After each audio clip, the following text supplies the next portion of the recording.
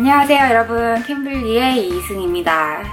지난 영상에서는 영어 문장을 볼 때 어떤 액션이 일어나고 있고 그리고 액션을 취하고 있는 주체가 누구인지를 파악하는 것을 의도적으로 연습을 하라고 이야기를 했고요. 그리고 그것을 첫 번째, 자신의 문장을 다듬는 데 사용할 수 있고, 두 번째, 어려운 문장을 해석하는 데 사용할 수 있다고 얘기를 했는데요.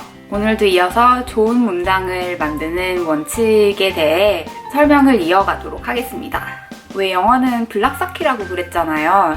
그러면은 이렇게 생각을 했으면 좋겠어요. 문장의 뼈대가 되는 who did what, who is what, 이 자리에 주어, 동사, 목적어, 보어 등이 들어갈 수 있는 그런 빈칸이라고 생각을 한번 해봐요. 근데 주어, 동사, 목적어, 보어 자리에는 들어갈 수 있는 단어의 형태가 딱 정해져 있어요. 이런 단어의 형태들을 품사, 즉 part of speech라고 하는데요. 이제 본격적으로 문법 이야기가 나오는 것 같죠? 크게 나눠서 명사, 대명사, 동사, 형용사, 부사, 접속사, 전치사 다 알겠죠? 그렇게 7가지가 있어요. who나 what 자리에 있는 주어나 목적어 자리에는 항상 명사나 대명사가 들어가야 되고요. 동사의 자리에는 물론 동사가 들어가야죠. 보완은 말 그대로 보완을 해주는 것이라서 뭐 이것저것 좀 다 들어갈 수 있어요. 즉 주어, 동사 이런 것들은 문장의 구조를 이야기하고 있고 자리를 채워주는 블락의 성질을 두고 품사라고 합니다.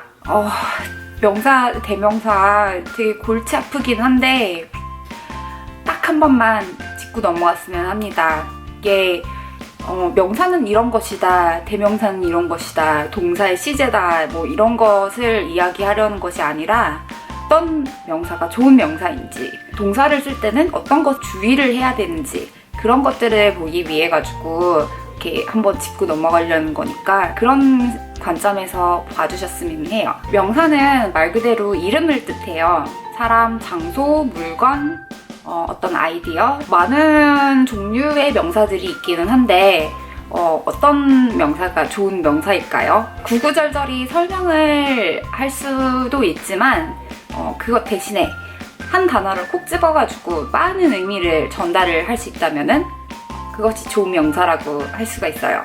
예를 들면은 The dog barked at the man 이렇게 얘기하는 것보다 The terrier barked at the letter carrier 이렇게 얘기를 하는 것이 어떤 멍멍이가 누구한테 짖었는지 단어를 보는 것만으로도 훨씬 더 명확한 그림을 그릴 수가 있겠죠. The woman getting married wore flowers in her hair. The bride wore roses and baby breaths in her hair. The woman getting married라고 이렇게 풀어서 설명을 할 수 있는 것을 The bride라고 한 단어로 압축을 해가지고 전달을 할 수 있죠. 영어에 단어들이 참 많은데 명사가 그 반을 차지하는 만큼 어휘가 풍부하면은 더 간결하지만 임팩트 있게 의미를 전달할 수 있는 것이 가능하다는 이야기입니다. 대명사는 word that takes place of nouns or other pronouns, 즉 다른 명사나 다른 대명사를 대신하는 단어를 두고 대명사라고 하는데요. 명사는 수많은 명사들이 있지만 대명사는 그것에 비해서 훨씬 숫자가 적어요. 대신에 어떤 다른 것을 대신해서 이야기를 해주고 있는 것이기 때문에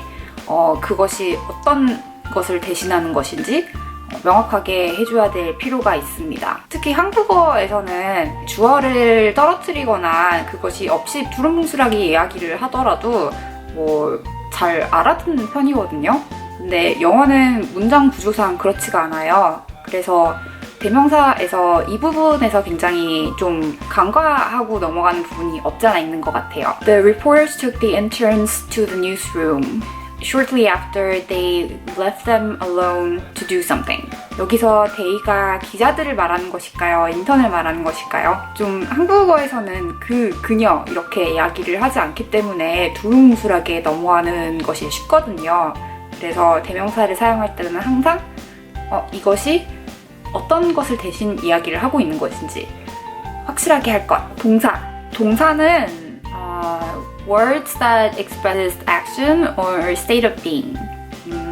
근데 한국어는 이제 동사의 번영의 경우수가 굉장히 많아요. 그리고 그렇게 해가지고 뉘앙스가 확 변하는 것이 또 한국어의 특징이기도 하고요. 근데 영어는 조금 다릅니다. 크게 두 가지 원리를 기억을 해주셨으면 좋겠는데, 첫 번째는 action verb. 그러니까 비동사 대신에 이제 액션이 일어나는 동사를 사용하는 것이고요. 두 번째는 이제 시제를 잘 살펴봐야 돼요. 예제를 보자면요. George Lucas is the director and the writer of Star Wars. 이렇게 말하는 것보다 George Lucas directed and wrote Star Wars. 이렇게 말하는 것이 더 좋아요. 이게 문장이 간단할 때는 별로 크게 차이가 안 보이는데, 이것이 문장이 길어지고 논리가 복잡해지고 그렇게 되면은 한국 사람 경향상 비동사를 남발하는 사태가 벌어지거든요. 그래서 이거는 의도적으로 좀 액션 버브로 바꿔야지 라고 생각을 해주는 것이 좋습니다. 그리고 두 번째 예제, You meet my girlfriend last night. 여기서 잘못된 것을 그냥 보면은 어젯밤에 만난 거니까 과거형이어야지 이렇게 생각을 하실 수 있잖아요. 한국어는 동사가 살짝 변형해가지고 문장의 뉘앙스가 확 변하는 반면에 이제 영어에서는 그 경우 수가 조금 좀 적은 편이에요. 근데 우리가 익숙하지 않은 형태이다 보니까 많이 좀 헷갈려 하시는데, 이런 그 뉘앙스를 바꾸는 것이 시제에서 많이 일어나거든요. 근데 시제는 여러 가지 경우 수가 있으니까 이거는 다음에 디테일한 건 다 다음 의미네요. 다음에 한번 고over 하도록 하겠습니다. 일단 문장의 뼈대는 who did what, who is what이라고 말씀을 드렸잖아요. 이렇게 명사, 동사만 알고 있어도 이제 정말 중요한 아이디어는 전달이 어느 정도는 가능합니다. 근데 내 머릿속에 있는 그림을 좀 더 실감나고 이렇게 자세하게 전달을 하고 싶잖아요. 그래서 위에 사를 붙이는 것들이 형용사, 부사, 전치사, 접속사들이에요. 형용사는 이제 명사나 대명사를 꾸며주는 아이들이에요. 수식어라고도 하는데, 수식어는 문장의 뼈대에 이렇게 사를 붙여가지고 좀 더 실감나게 문장을 설명해준다고 이야기를 했잖아요. 근데 이렇게 두루뭉술하게 good, bad 이렇게 얘기를 하면은 그것이 단어를 추가하는 의미가 그렇게 많지가 않겠죠. 그래서 형용사를 쓸 때는 이제 좀 더 의미가 명확한 것으로 단어를 선택을 해주세요. 예제를 보면은 The politician gave a good speech. 이게 임팩트가 있었던 건지 아니면은 뭐 논리정연했다는 건지 그것이 어떤 것인지 전혀 알 수가 없잖아요. 그래서 powerful, effective, rhetorical 여러 가지 단어로 사용할 수 있는데, 그냥 굿은 피하셔야 됩니다. 부사는 좀 더 포괄적이에요. 형용사는 딱 명사, 대명사 이렇게만 꾸며주는 반면에 이제 동사를 포함해가지고 다른 형용사를 꾸며준다든지 아니면 문장 전체를 꾸며준다든지 그 역할을 하는 것이 부사가 되거든요. 이것 역시 very 같이 보편적인 단어를 사용하는 것은 좀 피해라고 얘기를 할 수 있기는 한데, 이것은 좀 경우 예가 너무 많다 보니까 이 부분은 그냥 살짝 넘어가도록 하겠습니다. 전치사 preposition은 너무 골치 아픈 것 같아요. 왜 in the morning인데 at night인 거죠? 왜 같은 시간인데 다 다른 거를 쓴 건지. 근데 이것도 친구들한테 물어보면은 다 대답이 그냥 다 그렇게 쓰는 거니까 그렇게 쓰는 건데? 그렇게 대답을 하거든요. 그게 딱히 특별한 이유가 없는 것 같아요. 그래서 익숙해지기 전까지는 그냥 틀리는 것은 그냥 각오를 해야 되는 것이 전치사인 것 같아요. 저도 해외 생활한 지 10년이 넘었는데 아직도 전치사 할 때 헷갈리는 거는 이렇게 가끔씩 물어보기는 하거든요. 전치사에서 또 가장 머리 아프지만 중요한 부분이 구동사, phrasal verb입니다. 동사에 preposition이 붙어가지고 이렇게 단어가 뜻이 변형이 되는 경우가 굉장히 많아요. break라고 했을 때 break가 부서지다 있잖아요. 동사로 볼 때는 근데 break down 하면은 멘붕, 멘붕이 되다 그렇게 얘기를 할 수도 있고 break down이 또 분석을 할 수 있게 이렇게 나눠서 분석을 했다 그 얘기도 되고 break up은 헤어지다, 연인 사이에서 헤어지다 라는 뜻이 되고 break ground 이러면은 이제 착공하다 break out 하면은 병 같은 것이 이렇게 발생하다 같은 동사이지만 거기에 어떤 preposition이 붙느냐에 따라 가지고 동사의 의미가 굉장히 많이 변하거든요. 그래서 이제 신문 같은 거 읽을 때 조심보다는 그냥 주의 깊게 보셔야 될 부분이 이제 동사를 하이라이트를 할 때 뒤에 preposition이 같이 붙어가지고 이거 잘 의미가 잘 이해가 안 되는데 라고 생각되는 부분은 다 phrasal verb이기 때문에 이렇게 같이 묶어가지고 공부? 외워두는 것이 좀 도움이 됐던 것 같아요. 그래서 어려운 동사들을 사용하는 것도 고급 영어 이렇게 볼 수도 있는데 진짜 원어민 같이 말을 잘한다 싶은 거는 이 phrasal verb를 사용할 때 되게 원어민 같이 다양한 표현들을 할 수 있는 것 같아요. 그래서 이 부분 조심해 주시기 바라고요.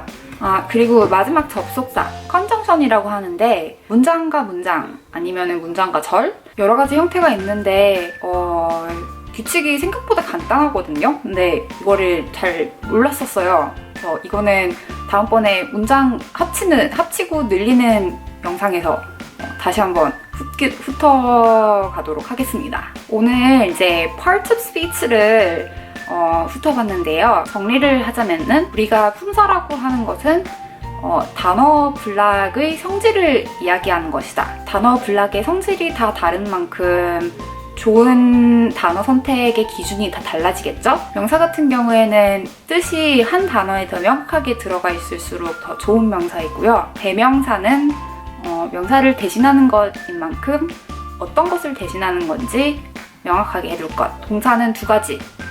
action verb 그리고 시제. 형용사는 good, bad 이런 두루뭉술한 형용사는 여기도 명확한 형용사를 사용할 것.